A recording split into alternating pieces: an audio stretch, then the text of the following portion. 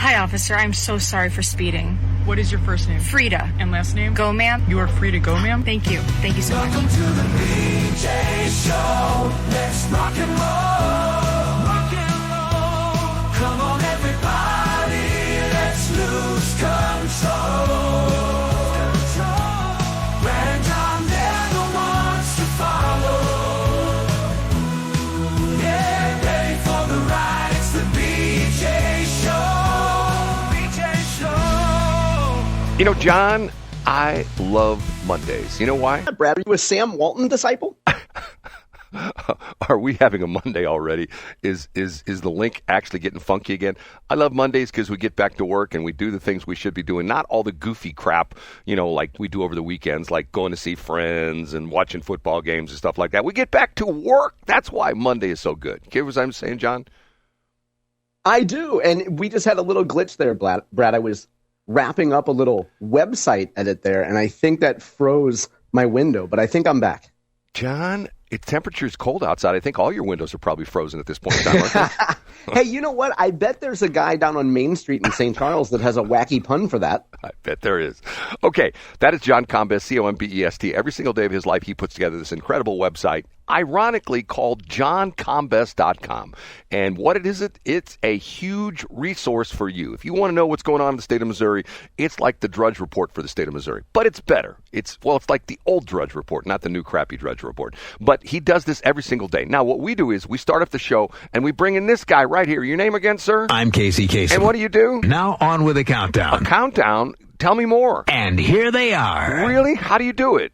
We're on our way to the number one. Oh, and that means we start with? In third place.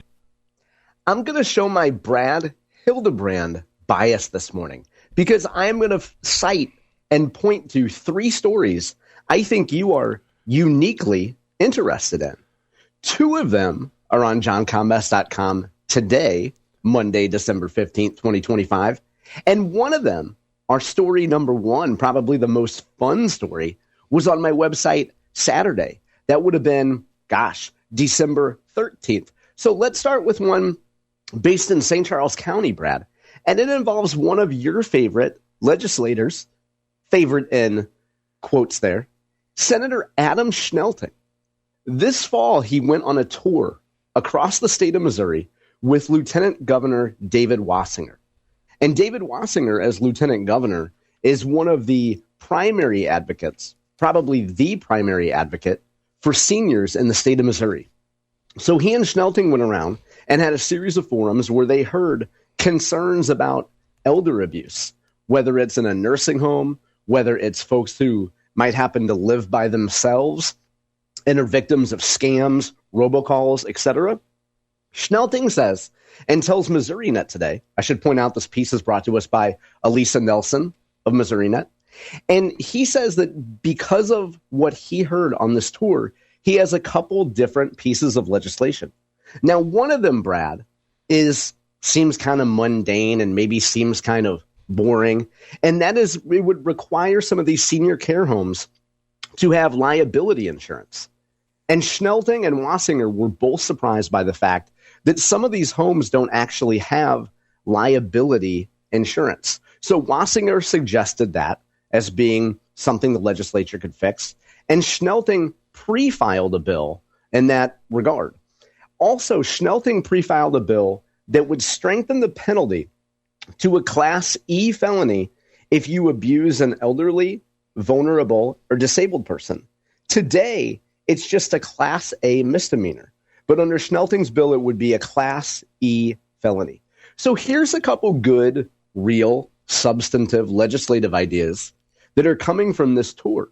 And I think a lot of us will look at legislators or statewide officials on a tour and just say, hey, the recommendations are going to end up in a binder on a shelf somewhere as if it were Brad Hildebrand's participation on a MoDOT committee. But it looks like Schnelting and Wasinger are actually taking affirmative action, pardon the expression, to protect Missouri seniors. I understand that when Adam Schnelting was working on this, he was also deciding that they should put like center lines down the middle of the corridors and all the nursing homes and things like that, and that the slow patients in wheelchairs should stay to the right, and the patients who could still walk should have access to that left lane where they'd never be behind anybody. And if they were, and if like a wheelchair guy was going slow, got into the left lane, that the people behind him could actually call the Missouri Department of Natural Resources. I don't know why they call them, but they could call MoDNR. Yeah. And because they're certainly not cleaning up a landfill in Franklin County. Go ahead. Right. And they're violating that left lane. Is that true? Part of that deal as well, too, John? Is that, I don't know if it is. It's absolutely true. And Schnelting credited you for that. And he said, he didn't mention you by name, but he said, I got this idea from a man who's lived his whole life in the slow lane. Life in the slow lane. Yes, that is true. Okay, we ready for number 2 already? Yeah, give it to me, Brad. Up a notch to number 2. This week, on This Week in Missouri Politics, it was the end of year special.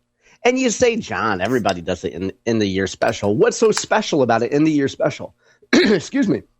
For, I believe it was the 10th year in a row, Scott Fawn hosted now United States Senator Eric Schmitt as the end-of-year guest. And it's become an annual tradition. Senator Schmitt, whether he was a state senator, a state treasurer, attorney general, or now United States Senator, caps the year off with his friend Scott talking about the highlights of the year. Now, Brad, I mentioned this not just because Eric Schmitt is a North County boy from Bridgeton, but because he referenced one of your favorite topics, which is Boeing, the old McDonnell Douglas. Eric had a family member that worked at McDonnell Douglas years ago, excuse me, and Eric points out that in this modern era, Brad, we can think about sending a whole bunch of money overseas for nation building and emerging democracies, or we can spend money on national defense. Now, Brad, I intentionally did not pull up the transcript because I knew I could lean on you for this data point. So here comes the pressure.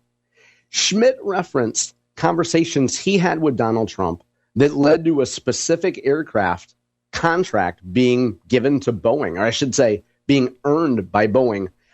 True story, I don't remember the name of it, but I knew you would. What contract did Boeing just get? They got the new, I guess this is the 6th gen fighter. I can't remember, because the interesting thing, people saying they named it after Trump, because it's either F-45 or the F-47. I can't remember. Yeah, that's right. It might be F-47, right? Yes, it's one of those two numbers, yes. And people are going like, okay, this is an inside job. He gets the contract and he gets the plane named after him. It's at least the number. Yeah, that's what it is. That's not a bad deal, but also it speaks well to the competency of Boeing and the folks right here in St. Louis, wouldn't you say?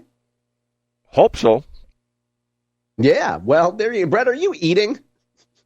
Yeah, I've got to Are you eating a Little Debbie right now? I am. I got to get my Little Debbie fix. I'm sorry. Okay, there you go. This message is brought to you by a high glycemic index, and you can read more about Brad's dietary habits by going to fastfoodmediet.com. Brad, I'm going to tell you what kind of diet I'm on, and it's not one that you could find up on Bell Fountain Road. Let's get to Bell Fountain Road. Story number 1. Okay, but first, let me tell you, you brought this up, John, and I don't mean, we're actually doing pretty good on time this morning. I got my pre-op, I guess it's like a physical. It was like a physical on Friday. Nice, Brad. Can you violate your own HIPAA rights and tell us what happened? The bizarre part of this is I passed with flying colors. And the interesting part of this is, all the hospitals do this now where they have your little app and you go and you can see your test results and stuff like that. I did real well on my EKG and on my blood work. Everything was in the green. Everything except for one thing, which I found sort of fascinating. You know what I was deficient in my diet? Let's see. Self-confidence. Protein. I'm going wow, really? Yes, I'm like a meat eater, and I'm thinking to myself, okay, and almost on a daily basis, I drink a protein shake, and I'm thinking to myself, how am I low on protein, and the crazy part of it is, when I say this is like, there must have been like 35 different things I saw results on. And I'm looking through this and going like, okay, can't believe that one. Look at that in the green, in the green, in the green, in the green, in the green. You were low, and you were low on protein. Now, are these things influenced by the immediate prior 48 hours or something?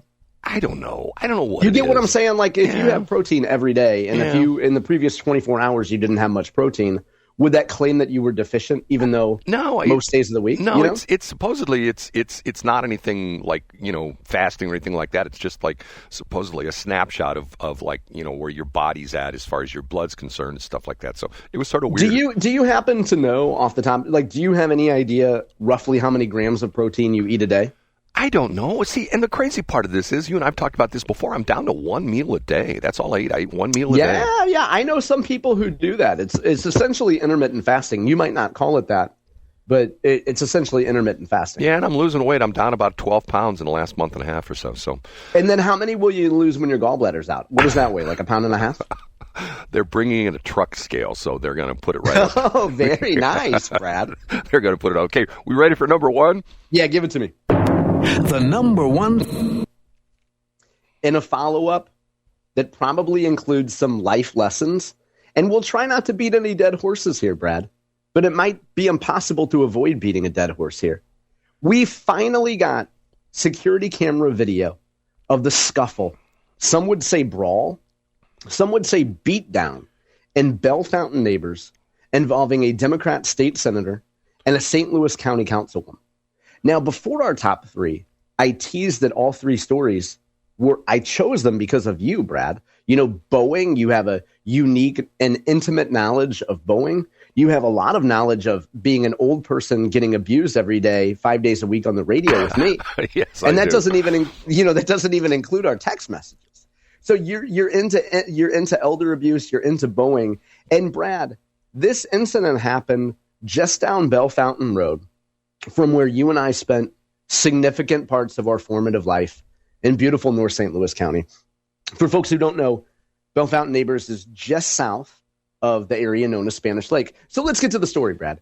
For a long time, questions were asked by local media, including the St. Louis Post-Dispatch, hey, where the heck is the security cam videos of the fight between Shalonda Webb, Democratic councilwoman, and State Senator Angela Mosley?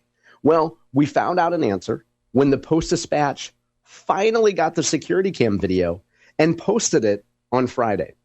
Folks can find a link to the video by going to johncombest.com. Look over the weekend, and you will see that I had it up on Saturday morning. And Brad, I helpfully put the fight to video, to music, I should say. Queen Latifah's anthemic UNITY, that's a unity, which is about black women's unity. I'm hoping I can maybe inspire Angela and Miss Webb to perhaps come together, put their differences aside. But let's get to it, Brad. There was a lot of, the Post-Dispatch described them as haymakers being thrown. It had been a while since I had heard the term haymakers, so credit to the Post-Dispatch for that term. And you can see a lot of attempted hair pulling. It's not obviously involving natural hair, I don't think, but there is whatever is atop heads. There's some hair pulling there and some haymakers being thrown. And we get a little bit more clarity. Now, my favorite piece of video, and I'm going to need your help with this, Brad, because this is a film from your era. My favorite piece of the video was when Shalonda and Angela are face to face, and it looks as though there might be even a physical confrontation, but we're not sure yet. It looks like Shalonda Webb is pointing in the face of Senator Mosley. And Senator Mosley very calmly takes her glasses off. Yes. Hands them to a friend. Now, Brad, jog my memory here, because this isn't my era. Isn't this the move from Gregory Peck in To Kill a Mockingbird? John? Doesn't he gently take his glasses off? John, I'm going to shock you. I've never seen that movie. Wow. Hey, you're pulling a John Combest there and saying you haven't seen it. Well, did you read was the book out, or was the book released after you were in school? Well, John, the book was released, once again, I graduated from high school in 1953. And I love your kayfabe age. That would have been before the book hypothetically was released. Okay. Right. So in your kayfabe 90-year-old, are you 90 or 91 in kayfabe? I'm 90. Born in 35. I thought you were going to tell me a story about To Kill a Mockingbird. You're just saying that you haven't seen it. No, I've never seen it. Okay, but did you read the book? No, I never read the book either. Come on. Oh, okay. Well, there's a scene in which the protagonist is about to get in a fight with someone who it's heavily suggested is some sort of inbred backwoods redneck hillbilly. And the good guy, who's the big social justice loving liberal guy, takes off his glasses, I guess, because if I recall correctly, he knows that he's about to fight. So it looks like, let's get back to our main story here. It looks like that's what Senator Mosley did. Now, I'm guessing if you're Team Walton and you're Team Mosley, your position is, hey, I'm not going to get my glasses broken if this unhinged woman hits me. But, some would look at that video and say, okay, Angela Mosley took the glasses off because she knew she was about to throw down. Okay. Now, go ahead, Brad. No, I was going to say, set the scene again. It supposedly one of the two blocked the other from leaving. Wasn't that how this whole thing started? Yeah, I believe so. So if I recall correctly, and I'm looking at the story now, which is brought to us by Joe Holloman of the Post-Dispatch, and going off memory here, Brad, Shalonda Webb came to this meeting in Bellefontaine Neighbors to issue a proclamation, and I believe it was to honor the mayor, or it was something symbolic coming from St. Louis County government. And she being Shalonda Webb, had a long-running conflict with Senator Angela Mosley. And as I understand it, and as you and I have discussed before, it had to do with who had secured funds for the demolition, reconstruction, whatever you want to call it, of Jamestown Mall. And it came to a head, I believe it was in 2023 at an event, and they actually had words with each other, and both spoke their piece, I guess you could say, up at the podium at this, what is generally a ceremonial event. Both Angela Mosley and Shalonda Webb spoke their piece about what happened there. And then, Brad, you asked the question of, wasn't somebody trying to block someone from leaving? There's, of course, two different sides of the story of what happened. And Holloman notes, Webb was backed up against a doorway in one of the main exits. Mosley's left arm comes forward and contacts Webb. Webb pushes out of the doorway and grabs Mosley's hair. The two began throwing punches at each other. So to answer your question in a long-winded way, Brad, this is a long simmering feud that boiled over into physicality at this meeting in Bellefontaine Neighbors. Do you know, it's interesting. I'm a radio nerd, and I listen to a lot of different radio stations. And on Friday, Reardon does this Reardon Roundtable. And one of the subtexts or the sub-themes of their roundtable was, and I talk about this all the time, all the embarrassing things that happen in the St. Louis area that get national attention, that make us look like a bunch of jerkazoid, boobs. You know what I'm saying? And they were up to like number 5 by the end of the show. And this was one of them. And once again, it's this crazy stuff. You and I talked about this before. And the thing that's sad for me is, you're a North County guy. You probably spent some time at Jamestown Mall, right? I mean, you were up there. Yeah, we've discussed it many times on the show. I spent many hours there, for sure. I spent a lot of time, Brad, at Bellefontaine Neighbors Community Center, Brad. I spent a lot of time off of Bellefontaine Road at that very center. To me, I find it sad that these places that were a part of our youth and places that were built, when you were after you were born. I mean, I think, what year were you born? The Jamestown Mall was before me, but your point's taken, Brad. Well, and yeah, I mean, you could look at, there are folks that grew up closer to Northwest Plaza who would say the same thing. There are people who, if you grew up in South County and you're not yet in jail, or you haven't moved to Jeffco because of your meth addiction, you probably have an emotional connection to South County malls. Are driving down Highway 40 and seeing what's left of Chesterfield Mall. You know what I mean? That's sad as well. Yeah. I mean, and that's a great example. Jane Duker talks frequently about how often she spent time at Chesterfield Mall as a youth and how sad it is now. But isn't that evolution, Brad? And listen to what your parents would have said about areas in North St. Louis City that had seen a decline or that had been demolished. Now, your father wouldn't have had a chance to weigh in because your mother would have interrupted him rudely. But your mom probably had a lot of opinions about stuff that went to the wayside as well. Mom, he's talking about you again. I'm looking up, and John says I should be looking down. Mom, are you up there? Yeah, you should definitely be looking down, Brad. The other thing that this speaks to, let's get back to put a bow on this, Brad. There was a day in North St. Louis County when you had a guy like Elbert Walton, who was you could consider him a political godfather in that area, when you had one big, strong leader of a community. And there were certainly downsides to that, because if you didn't get his blessing, it would be hard to win. But you had political godfathers and godmothers in every community that would sit people down and start saying, you need to act right. What are you doing? Why are you behaving like this? You look at what happened in South County with at least one chunky bearded man and then one nondescript bearded man pulling each other's beards and getting in a Hoosier fight in South County. There was a day 40 years ago where you had a political boss that would have sat those guys down and said, get your act together or you're done in Democrat politics. There is no unified voice like that. And although there's upsides to there being no godfather system now, there's also downsides of bad behavior. So we also need like a Tony Soprano kind of character when things. Yeah, we do. And for a time, it might have been Elbert Walton. For a time, it might have been Joyce Abusi in South St. Louis City and County, Brad. But you do need those characters. Okay, we have to take a break. We'll be back, and I've got my top three, and that is coming up